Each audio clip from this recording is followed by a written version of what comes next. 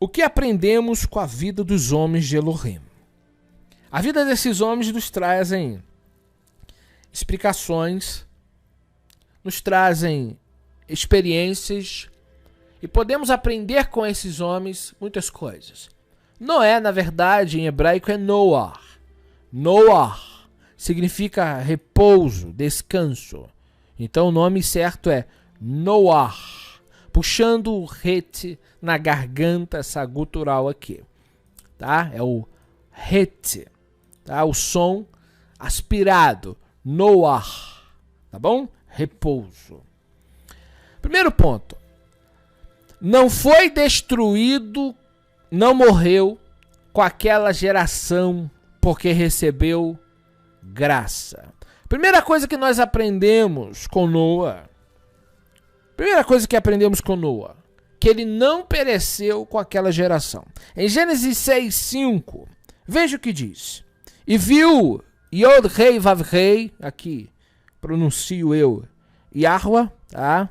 Vamos pronunciar Yahweh, que era grande a maldade do homem, era grande a maldade do homem na terra, e que toda a imaginação dos pensamentos do seu coração era má continuamente.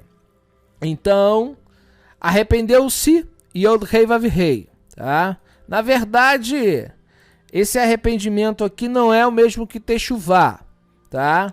Aqui, de fato, ele se entristeceu, pesou-lhe o coração. Essa tradução aqui não é as melhores, mas é a versão que eu usei aqui, a de João Ferreira, fiz apenas algumas mudanças aqui. Mas aqui não cabe arrependimento, porque Deus não se arrepende.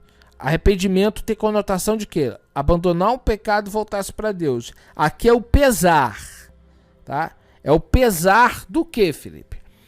Ele se entristeceu por ter criado o homem, pelo que o homem se tornou, tá?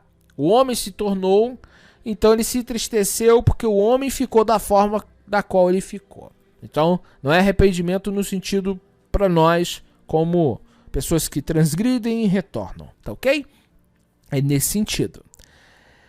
De ter feito o homem na terra, isso lhe pesou o coração.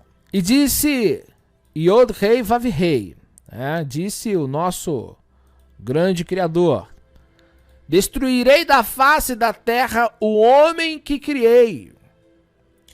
Veja só, por que o eterno, bendito Kadosh Baruch Hu, ele decide destruir o homem?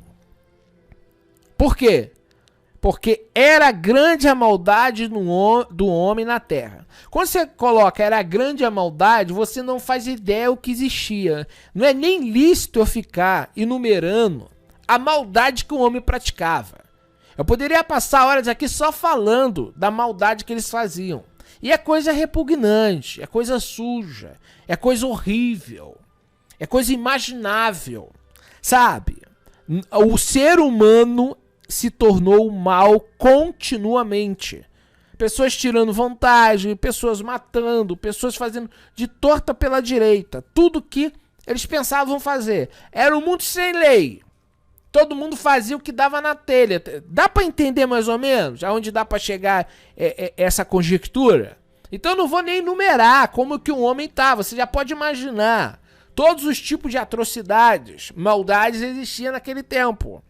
O homem continuamente estava mal, não havia respeito de pai para filho, de filho para pai, na sociedade, sabe? Ali vencia o mais forte, quem tinha mais força vencia o mais fraco, não tinha justiça social, não tinha nada disso. Era coisa realmente maligna, tá? Então, Deus olhou para a terra e ele, o Eterno, não teve outra alternativa a não ser destruir a terra e tudo que há nela, exceto Noé. Destruirei da face da terra o homem que criei, tanto o homem como o animal. Mas ele vai destruir o quê? O homem mau. O homem que é má continuamente. Ele não destrói o tzadik. Não, ele destrói um homem perverso, maligno, que não segue a lei, que não segue os mandamentos, que não tem respeito pelo próximo, que continuamente não se converte. Mas vamos chegar lá. Ele vai destruir os animais também, tudo que existe, porque também o homem estava tendo contatos com os animais, irmãos. Nessa época surgiram híbridos, sabe, cruzamentos proibidos, coisa realmente repugnante haviam nessa época. Obedecer ao Eterno sempre trará bons frutos. Você precisa entender que tudo que você semear, você vai colher. Não adianta a pessoa só planta maldade querer colher bênção, não. Se o indivíduo ele vai plantar maldade, ele vai colher alguma coisa muito ruim lá na frente. Então obedeça ao Eterno independente do meio que você vive. Pregador da justiça. Por que ele é pregador da justiça? Porque ele era diferente.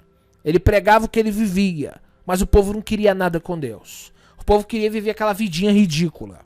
Vida de pecado, de transgressão, de maldade. Mas Noé continuou os 120 anos pregando e vivendo.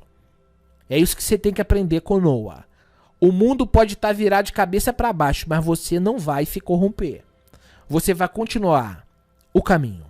Deus não matou justos.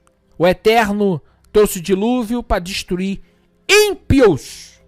Escute, o nosso Deus perdoa, mas esse povo aqui não queria perdão, não queria se consertar, queria viver uma vida bagunçada. Então Deus deu 120 anos. Não quero se arrepender? Ponto.